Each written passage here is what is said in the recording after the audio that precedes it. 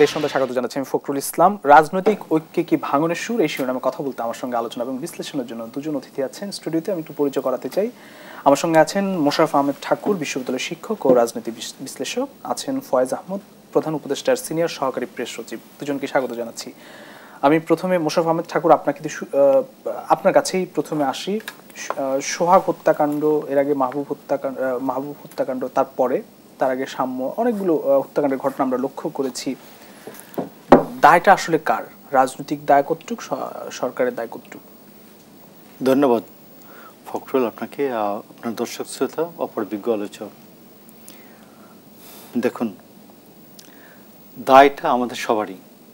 আমি দায় এড়ানোর পক্ষে নই, নাম্বার ওয়ান। নাম্বার টু হচ্ছে যে আমাদের পার্টির ভারপ্রাপ্ত চেয়ারম্যান তিনি বলেছেন যে কোনো বিষয় ডিনায়াল করবেন না, অস্বীকার করবেন না, সেটাকে স্বীকার করে, বাস্তবতাকে স্বীকার করে এগোবেন।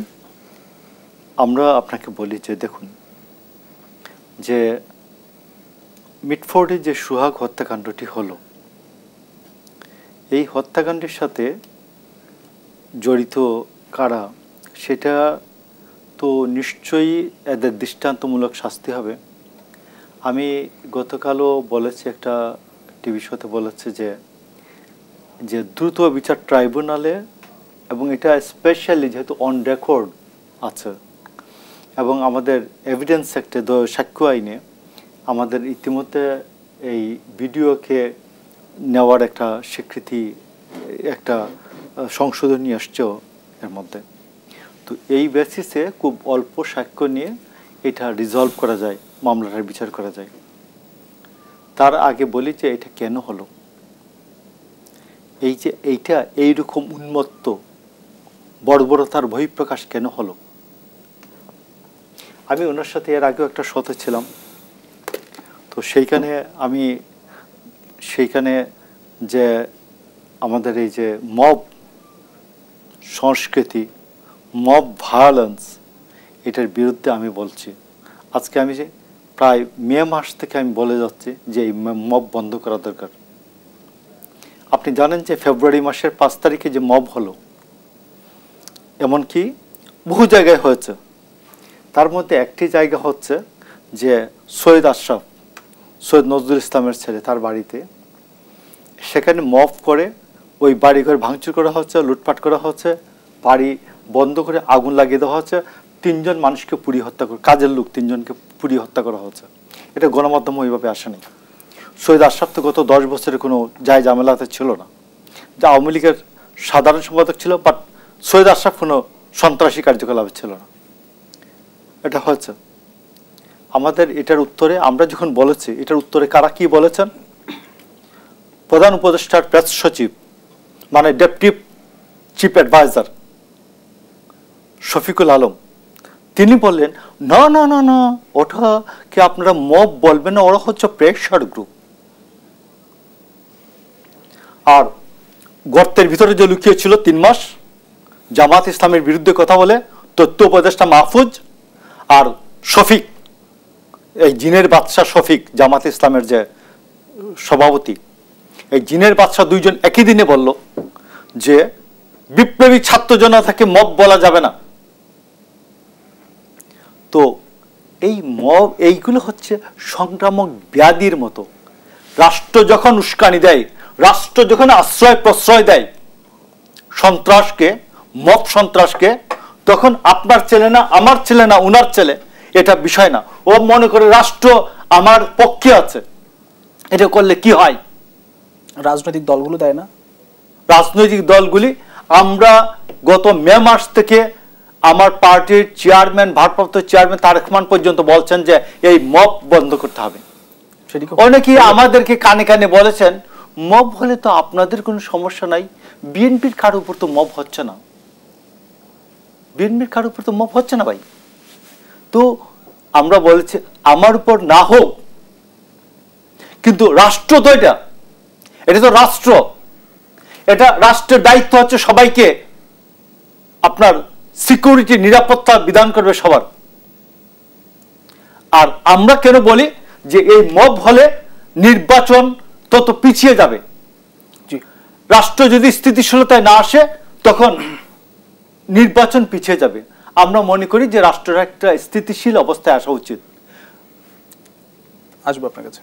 আমরা আসছি, আমি পয়েন্টটা মেক করি, সেটা হচ্ছে আমরা মনে করি যে ডক্টর ইউনূস যে সম্মান নিয়ে বাংলাদেশের মসনদে আরোহণ করেছিলেন, এই সম্মান নিয়ে যেন যেতে পারেন, এই জন্য মব সন্ত্রাস বন্ধ হওয়া দরকার।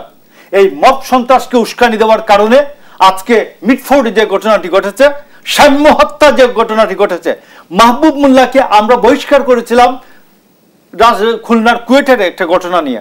মাহবুব মোল্লা যুবদলের একজন কর্মী, কিন্তু মাহবুব মোল্লাকে গুলি করে হত্যা করা হয়েছে, তার 2 পায়ের রক কেটে তার মৃত্যু নিশ্চিত করা হয়েছে। তো সেই আজকে যে মিটফোর্ডের ঘটনা নিয়ে উন্মত্ত হয়ে গেলেন সবাই যে তারেক রহমানকে নিয়ে অসভ্য গালাগালি করলেন, সাম্য হত্যা নিয়ে কথা বললেন না, মাহবুবুর রহমান মোল্লা হত্যা নিয়ে কথা বললেন না। আমি আসবো আপনার কাছে। আমি একটু জনাব ফয়েজ আহমেদ আপনার কাছে আসি। যে আইন শৃঙ্খলা বাহিনী চালায় সরকার, অপরাধীদের সরকার ধরছে না কেন প্রশ্ন করেছেন তারেক রহমান গতকাল। বেশ কিছু হত্যাকাণ্ড, বিশেষ করে সোহাগ হত্যাকাণ্ড দেশ জুড়ে সবচেয়ে বেশি আলোচিত। সরকারের রাজনৈতিক দায়িত্ব নিশ্চয়ই রয়েছে, সেটি স্বীকার করেছেন জনাব মোশাররফ আহমেদ ঠাকুর। সরকারের দায় কতটা? মব এবং এই হত্যাকাণ্ডগুলো কেন আইন শৃঙ্খলা বাহিনীর মানে নিরাপত্তা নিশ্চিত করতে পারছে না? জি, আপনাকে ধন্যবাদ। মোশাররফ ভাইকে শুভেচ্ছা যারা দেখছেন তাদেরও। মুশকিলটা হচ্ছে রাজধানীর মিটফোর্ডে সামনে যে ঘটনা ঘটেছে, এটা পুরো জাতিকে এই হত্যার বীভৎসতায় নাড়া দিয়েছে। একই সঙ্গে তরুণ ছাত্রনেতা সাম্য খুন হয়েছে, খুলনায় মাহবুব হত্যার শিকার হয়েছে। এগুলিকে আপনি কিভাবে মবের সঙ্গে রিলেট করেন? মব বলার মধ্য দিয়ে অনেক বড় অপরাধকে ছোট করে ফেলার চেষ্টা হয়। পরিষ্কার হত্যা, টার্গেট করে কিল করা, সেটা এক জিনিস। আরেকটা হচ্ছে আপনার রাজনৈতিক ক্রোধ, প্রতিহিংসা, অতীতের লাঞ্ছনা বঞ্চনা, এসব জায়গা থেকে প্রতিক্রিয়া প্রদর্শন করার ব্যাপার, তাই তো? সেগুলির ক্ষেত্রে একটি অভ্যুত্থান পরবর্তী সময়ে কিছু কিছু ঘটনা ঘটে, এটা ঐতিহাসিকভাবে স্বীকৃত, শুধু বাংলাদেশের প্রেক্ষাপটে না। আবার সেই কিছু কিছু ঘটনার সময় কিছু কিছু দুষ্ট চক্র সন্ত্রাসী মনোভাব নিয়ে সেগুলির সুযোগ নেয়। এর কোনোটিকেই সরকার কোনো অবস্থাতেই প্রশ্রয় দেয় না, মনে করেন এগুলি হওয়া উচিত। কিন্তু যেগুলি একদম টার্গেট করে হত্যাকাণ্ড, সেগুলিকে যখন আমি মব বলবো, তখন আমার কাছে মনে হবে যে কি, তাহলে কি মিটফোর্ডে কি কিছু মানুষ সংঘবদ্ধ হয়ে একটা আওয়াজ তুলে তাকে পিটিয়ে মেরে ফেলেছে, তাই কি? এগুলো কি টার্গেট কিলিং ছিল? সো আপনি তো দেখতে পাচ্ছেন এটা নিয়ে নানান আলাপ আলোচনা হচ্ছে। সাম্যকে কি আউট অফ কনটেক্সট তার এগুলি নিয়ে তদন্ত হচ্ছে, অতএব কোনো কনক্লুশনে যাওয়া যাচ্ছে না। কিন্তু এই জিনিসগুলি আমি শেষ করি একটু আপনাকে, এই জিনিসগুলি তো মব নয়। আপনি দেখুন মুশকিলটা কোন জায়গায়। আমার ভাই সেই জায়গায় শেষে যে জায়গাটায় আফসোস করছিলেন, জনাব তারেক রহমানকে নিয়ে, বিএনপিকে নিয়ে আমরা নানান পরিসরে নানান অশ্লীল কথাবার্তাও বলতে শুনছি। দুর্ভাগ্যজনক, দুঃখজনক, হওয়া উচিত নয়। ঝামেলাটা কোন জায়গায় জানেন? ঝামেলাটা হচ্ছে আপনার আজকের যে আলোচনার শিরোনাম, রাজনৈতিক ঐক্যে কি ভাঙনের সুর। দেখুন, আমাদের এখানে একটি রাজনৈতিক ঐক্য সবচেয়ে বেশি পীড়া দেয় কাকে? আমাদের এই রাজনৈতিক ঐক্য সবচেয়ে বেশি জ্বালার কারণ ফ্যাসিবাদী আওয়ামী লীগের। আমাদের এই রাজনৈতিক ঐক্য তাদেরকেই ভীত করে তোলে যারা বাংলাদেশের অগ্রগতিকে বিনষ্ট করতে চায়, গণতান্ত্রিক অগ্রযাত্রার বিরুদ্ধে যাদের অবস্থান। আনফরচুনেটলি আপনি খেয়াল করলে দেখবেন গত 2-3 দিনে সোশ্যাল মিডিয়াতে বিএনপি কার্যালয়ে পোড়ানোর কিছু পুরনো ভিডিও এই সময়ের বলে ছেড়ে দেওয়া হয়েছে না? সেগুলি আপনি খুঁজে দেখেন, সোশ্যাল মিডিয়া অ্যাকাউন্টসগুলি চেক করেন, প্রোফাইলগুলি, অধিকাংশ ক্ষেত্রেই আওয়ামী লীগের নেতাকর্মীরা এই ভিডিওগুলি ছেড়েছে। আমি আওয়ামী লীগের কর্মীকে এই ভিডিও ছেড়ে ক্যাপশন দিতে দেখেছি, নিন্দা জানাই, এটা গ্রহণযোগ্য না। বিএনপির কার্যালয় পুড়ে দিচ্ছে, আওয়ামী লীগ কর্মী নিন্দা জানাচ্ছে, তার কাছে গ্রহণযোগ্য মনে হচ্ছে না। কত গণতান্ত্রিক চর্চা আওয়ামী লীগের মধ্যে দেখেন, অথচ সেই ভিডিও দীর্ঘদিন আগের। শহীদ প্রেসিডেন্ট জিয়াউর রহমানের ছবিতে অপমান করছে নানানভাবে, বলা হচ্ছে এই সময়ের পুরনো ছবি ছেড়ে দিচ্ছে। তার মানে কি? পরিকল্পিতভাবে একটি গ্রুপ, এখানকার বিতাড়িত পরাজিত শক্তি পরিকল্পিতভাবে এখানকার রাজনৈতিক যে ঐক্য সেটা বিনষ্টের চেষ্টা করছে। কিন্তু এই যে রাতে তারেক রহমানের স্লোগান, স্লোগান, তারপরে আমি বলছি এখানে আওয়ামী লীগ করছে, এখানে আমি বলছি আপনাকে, এখানে সেটা কে করছে না করছে সেটা বিষয় না। আমি বলছি যে একটি সুস্পষ্ট পরিকল্পনা এখানে প্রতীয়মান যে এখানকার রাজনৈতিক ঐক্যকে বিনষ্ট করতেই হবে। এখানে সবচেয়ে বেশি দুঃখজনক ঘটনা হচ্ছে বিএনপির কিছু নেতা, কিছু কর্মী এই ফাঁদে পা দিচ্ছে।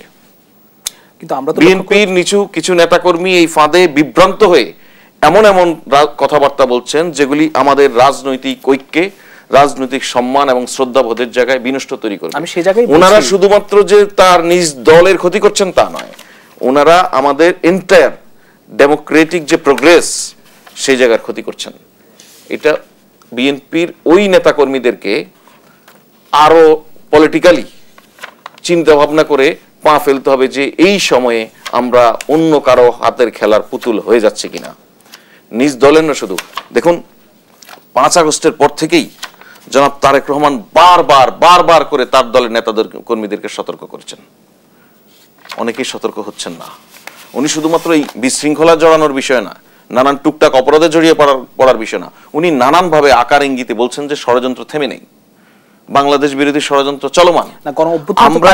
অবদান ছিল, কিন্তু তাকেও তো আমরা লক্ষ্য করছি বিভিন্ন রাজনৈতিক দল মাঠে স্লোগান দিচ্ছে। বিষয়টা আপনি আমাকে প্রশ্ন করলে তো হবে না, ওইটা একটা পলিটিক্যাল ইস্যু। একটা পলিটিক্যাল ইস্যুতে আমি তো পলিটিক্যাল, আপনার এখন মোশাররফ ভাইকে নিয়ে একজন রাস্তায় স্লোগান দিবে, আবার আরেকজনকে নিয়ে আরেকজন দিবে, সেই স্লোগানের ব্যাখ্যা আমি সরকারের জায়গা থেকে দিতে পারি না, এটা আমার কাজ নয়।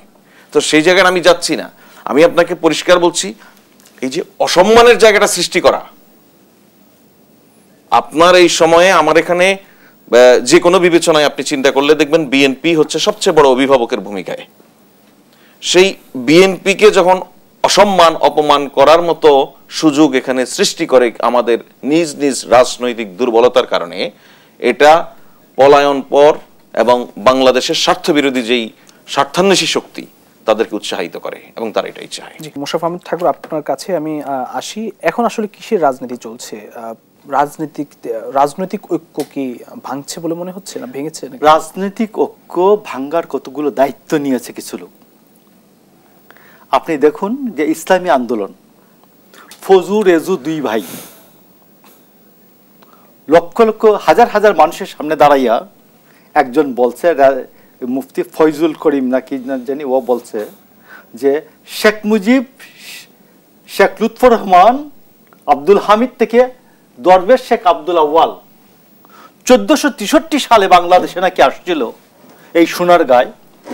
বাইজুদ বুস্তামির, শেখ আব্দুল আউয়াল নাকি বাইজুদ বুস্তামির সাগরেদ ছিল।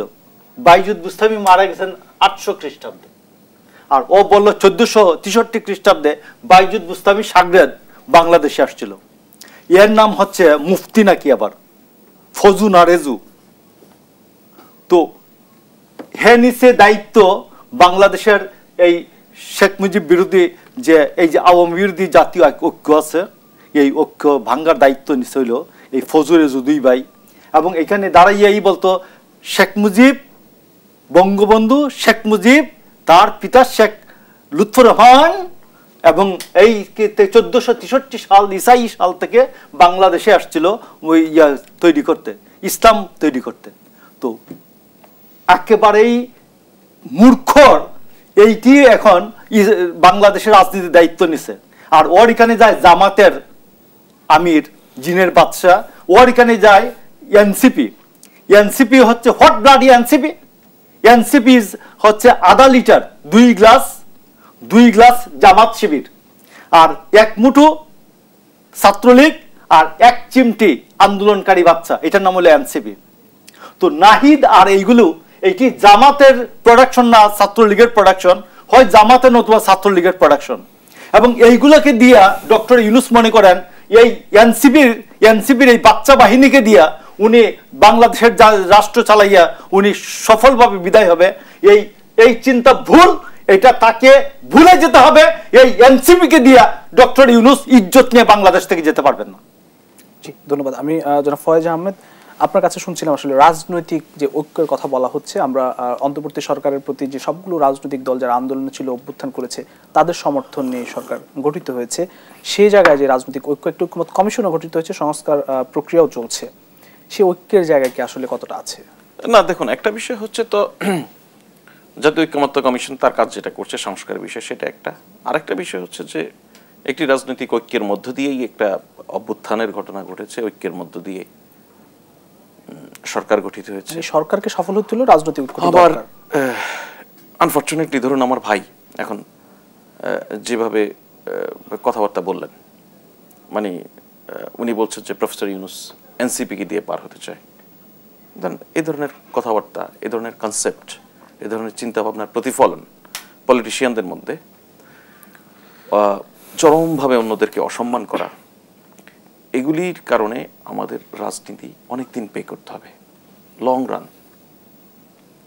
আমি আমার দায়িত্বের জায়গা থেকে নয়, আমি একজন নাগরিক হিসেবে, একজন সংবাদকর্মী হিসেবে দীর্ঘদিন আমি পলিটিক্যাল ইভেন্ট কভার করার অভিজ্ঞতা থেকে যদি বলি, আমাদের রাজনীতিতে অনেক সম্ভাবনার মৃত্যু ঘটেছে শুধুমাত্র একে অন্যের প্রতি অসম্মানের কারণে। অনেক সম্ভাবনার মৃত্যু ঘটেছে।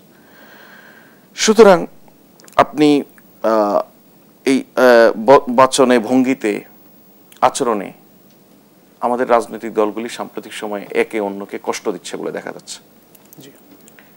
এই কষ্ট পলিটিশিয়ানরা কি গেইন করছেন আমরা জানি না, কিন্তু নাগরিকরা হতাশ হচ্ছেন।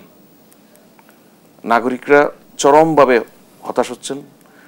নাগরিকরা বিশ্বাস করতেন বা বিশ্বাস করেন আমাদের রাজনীতি আর কখনোই 5 আগস্ট পূর্ববর্তী অবস্থায় ফিরে যাবে না। আমাদের রাজনীতিতে গুণগত পরিবর্তন হবে। আমাদের এখানকার মানুষের মধ্যে দীর্ঘদিন যেই জেনারেশনকে নিয়ে এক ধরনের অবজ্ঞা ছিল, মনে করতো জেনজি জেনারেশন, জেনজি এরা খুব বেশি কাজের কিছু না, সারাদিন ফোন টিপে এই করে সেই করে। সেই জেনজি জেনারেশনের রক্ত স্নাত মহাসমুদ্রের উপর দাঁড়িয়ে আজকে বাংলাদেশ। সেই জেনারেশনের মানুষদের মহান আত্মত্যাগের কারণে আজকে আমাদের অনেক পলিটিশিয়ান অনেক বড় বড় কথা বলার সুযোগ পাচ্ছেন, নির্বিঘ্নে রাজনীতি করার সুযোগ পাচ্ছেন। সেই জেনারেশন আপনি যদি খেয়াল করেন, তারা ব্লাস্ট করে কখন জানেন?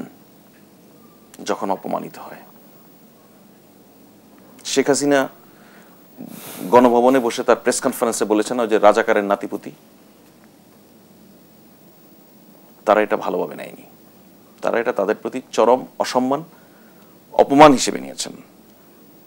তারা তার প্রতিক্রিয়া, তাদের কর্মকাণ্ড, তাদের সাহস এর মধ্য দিয়ে দেখিয়েছেন।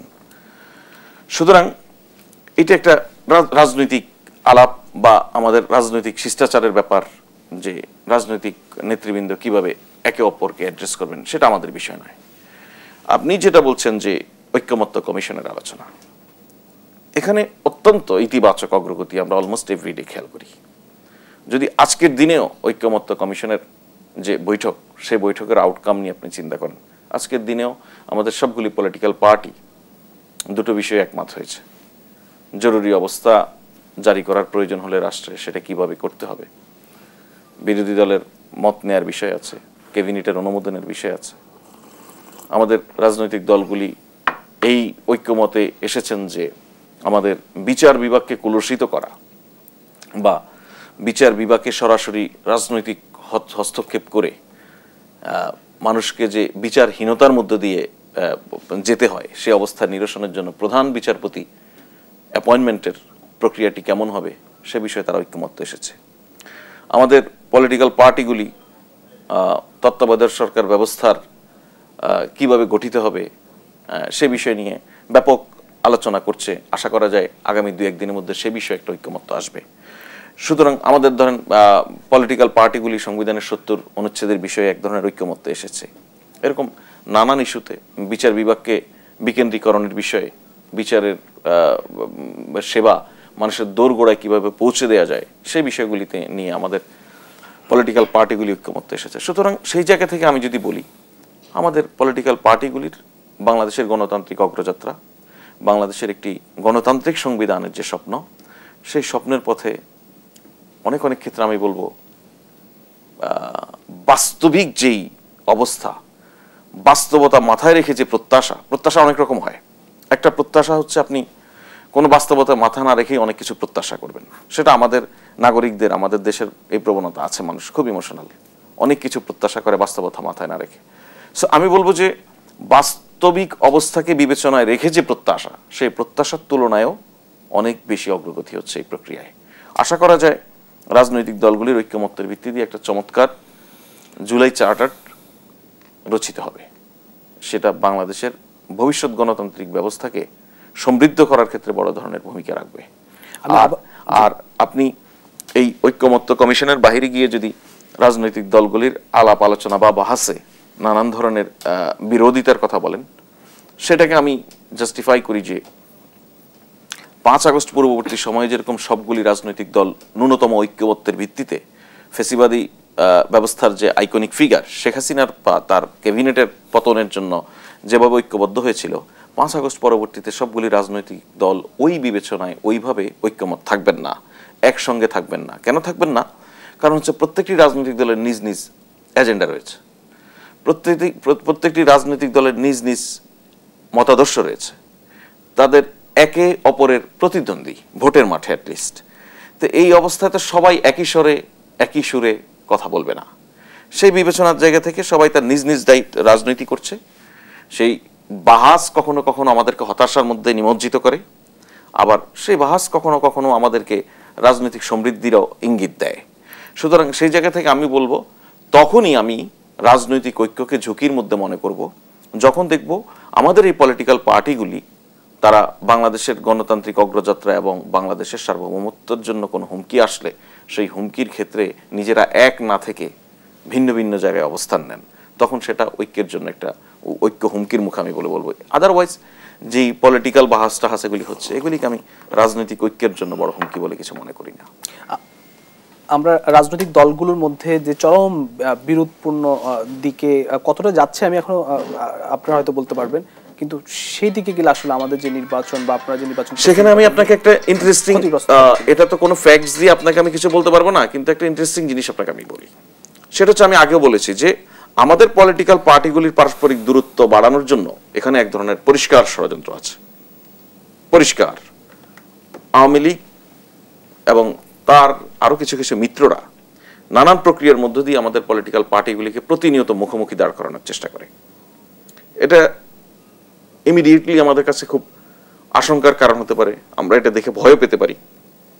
কিন্তু ইন্টারেস্টিং কি জানেন, পলিটিক্সে সবসময় একটা অপোজিশনের স্পেস থাকে। সেই স্পেসটা আনটিল আনলেস কেউ না কেউ পূরণ করে, ততদিন পর্যন্ত আওয়ামী লীগকে নিয়ে মানুষ এখানে আলোচনা করবে, আওয়ামী লীগ রিলিভেন্ট থেকে যাবে। সবগুলি দল যদি এক জায়গায় থাকে, এখন আওয়ামী লীগ তার রাজনৈতিক কৌশল আদায়ের জন্য এক পার্টিকে আরেক পার্টির বিষয়ে লাগিয়ে দিচ্ছে, নানানভাবে একে অন্যের প্রতি বিষাদাগার ছড়াচ্ছে। বিএনপির জাতীয় নেতৃবৃন্দ, সিনিয়র নেতৃবৃন্দ, তাদেরকে নিয়ে নানান ধরনের উস্কানিমূলক পুরনো ভিডিও এসে এগুলি ছেড়ে দিয়ে অসন্তোষ তৈরি করার চেষ্টা করছে। তাহলে বিএনপির মধ্যেকার একটা অংশের আবার সন্দেহ হচ্ছে অপরাপর যে এক্সিস্টিং পলিটিক্যাল তাদের যে কম্পিটিটর তাদেরকে। সো এই লড়াইটা, আমি সুষ্ঠু লড়াইয়ের কথা বলছি, এই লড়াইটা যখন মাঠে থাকা ক্রিয়াশীল গণতান্ত্রিক দলগুলির মধ্যে হয়, তখন অটোমেটিক্যালি আওয়ামী লীগ ইরেলেভেন্ট হয়ে পড়ে। সুতরাং আওয়ামী লীগ এদেরকে মুখোমুখি করতে গিয়ে নিজেরা এখানকার রাজনীতি থেকে, মানুষের মনে মনন থেকে তারা অলরেডি রিলেভেন্ট, তারা আরো বেশি রিলেভেন্ট হয়ে পড়বে। সন্ধ্যা আরেকবার স্বাগত জানাচ্ছি।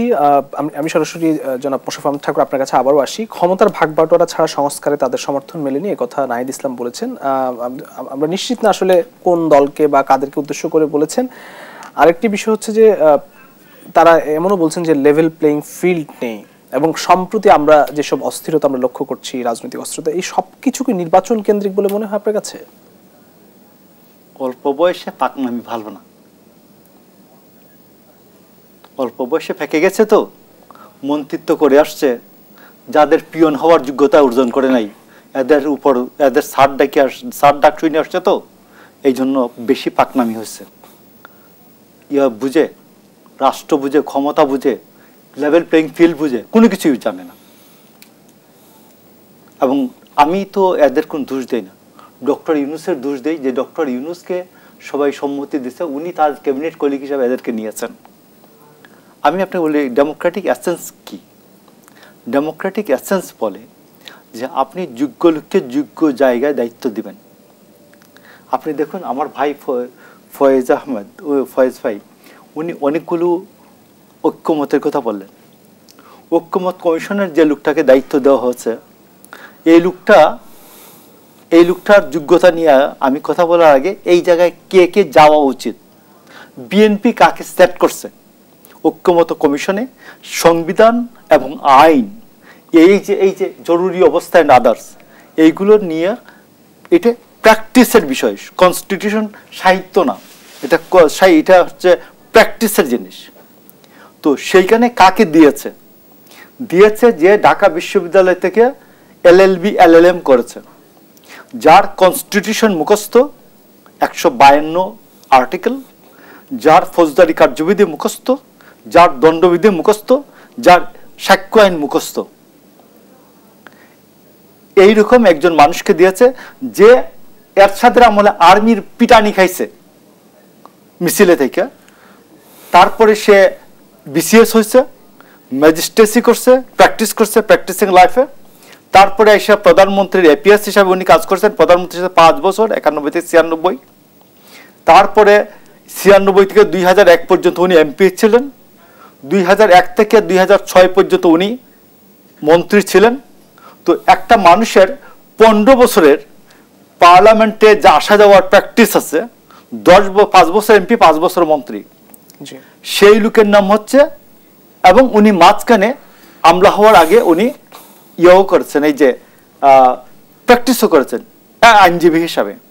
তো এমন একজন লোককে বিএনপি বাছাই করেছে, তারেক রহমান বলছেন যে দিস ইজ দ্য পারসন যে কনস্টিটিউশন এবং আইন এইগুলোর যে সংস্কার হবে, এইগুলোতে আমি তাকে সেট করলাম। What bloody Ali Riaz! না আছে পার্লামেন্টে যাওয়ার কোনো অভিজ্ঞতা, না আছে এমপিগিরি করার অভিজ্ঞতা, না আছে মন্ত্রীগিরি করার অভিজ্ঞতা। তো গেছে 30 বছর 40 বছর আগে বাংলাদেশ থেকে চলে গেছে। কিন্তু আপনারা তো তাদের কমিশনে, হ্যাঁ যাচ্ছি তো, ডক্টর ইউনূস দিয়েছেন, এই জন্য যাচ্ছি। না গেলে তো বলবে মানুষের কাছে কেঁদে কেটে বলবে যে বিএনপি সংস্কারে কোনো সহযোগিতা করছে না। আমাদের 31 দফা সংস্কার কর্মসূচি ছিল। আমরা মনে করছি যে ডক্টর ইউনূস তার মাধ্যমে, তার পৌরোহিত্যে যদি কিছু এগিয়ে রাখা যায়, আমাদের কাজগুলি যদি এগিয়ে রাখা যায়, মন্দ কি? তো এইখানে যে নন ইস্যুকে ইস্যু বানাবে এবং এইগুলোকে টেনে টেনে লম্বা করবে রাবারের মতো, এটা তো না। এটা ভেরি মাছ এইগুলো পার্লামেন্টে আলোচনার বিষয়। এই যে জরুরি অবস্থা, এইগুলি সব পার্লামেন্টে আলোচনার বিষয়। এইগুলি এইখানে বসে আলোচনার কোনো বিষয় না।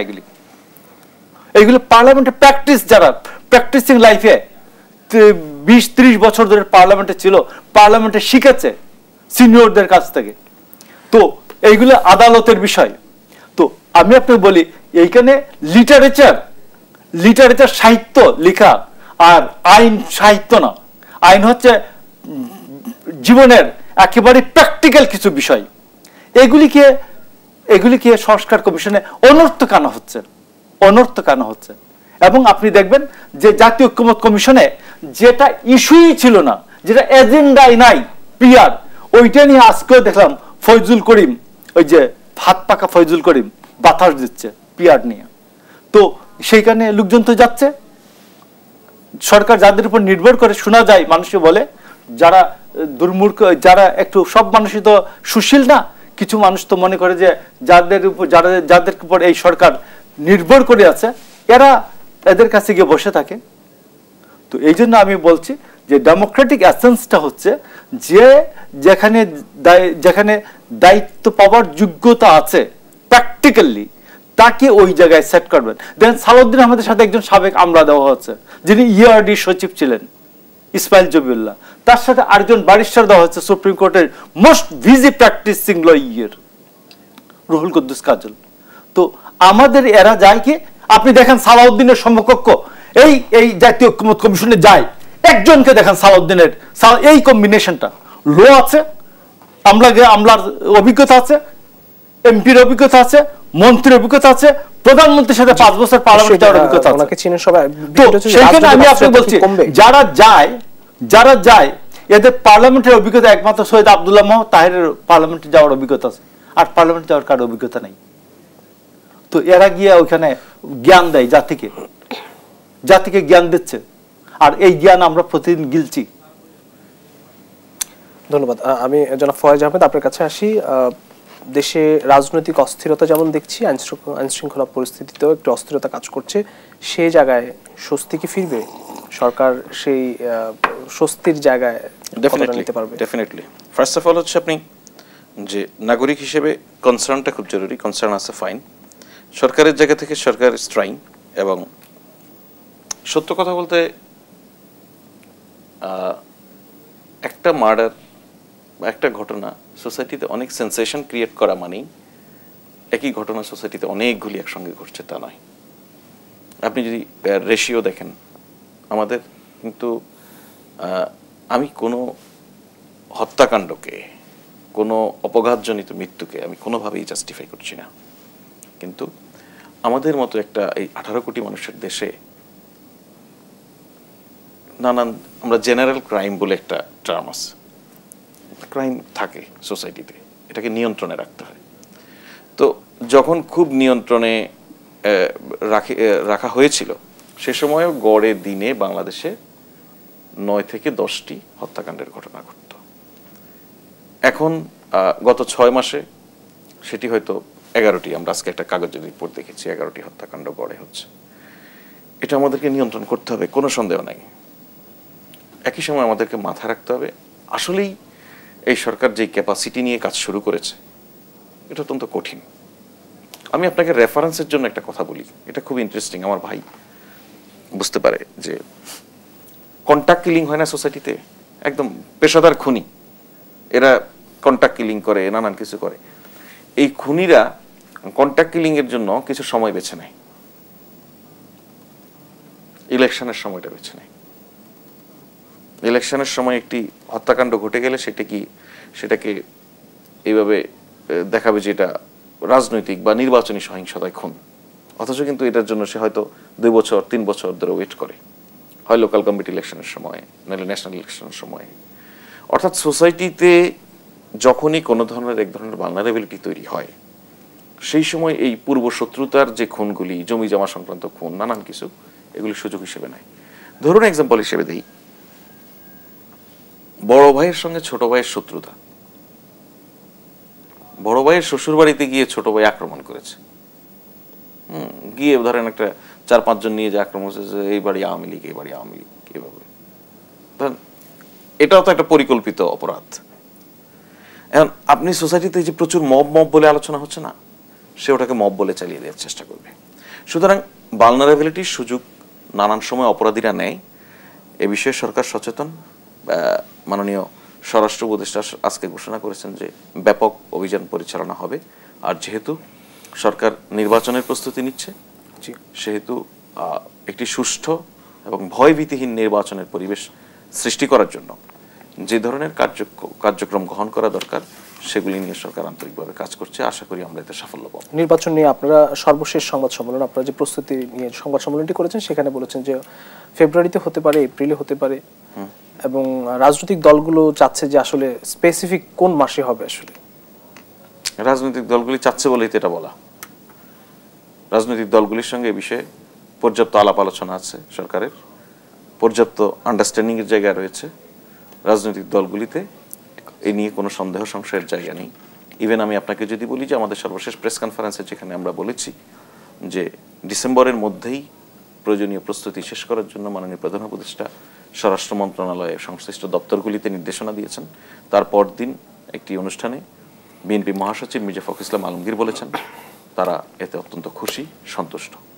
সুতরাং আমরা বড় কোনো ধরনের সন্দেহ সংশয় এটা নিয়ে দেখি না। ধন্যবাদ জনাব ফয়েজ আহমদ এবং মোশাররফ আহমেদ ঠাকুর, দুজনকে আবারও ধন্যবাদ জানাচ্ছি। প্রিয় দর্শক, দেশ সন্ধ্যা যেখানে শেষ করছি, আবার দেখা হবে আগামীকাল একই সময় অন্য কোনো অতিথিদের নিয়ে। সেই পর্যন্ত সবাই ভালো থাকবেন, সুস্থ থাকবেন। শুভ সন্ধ্যা।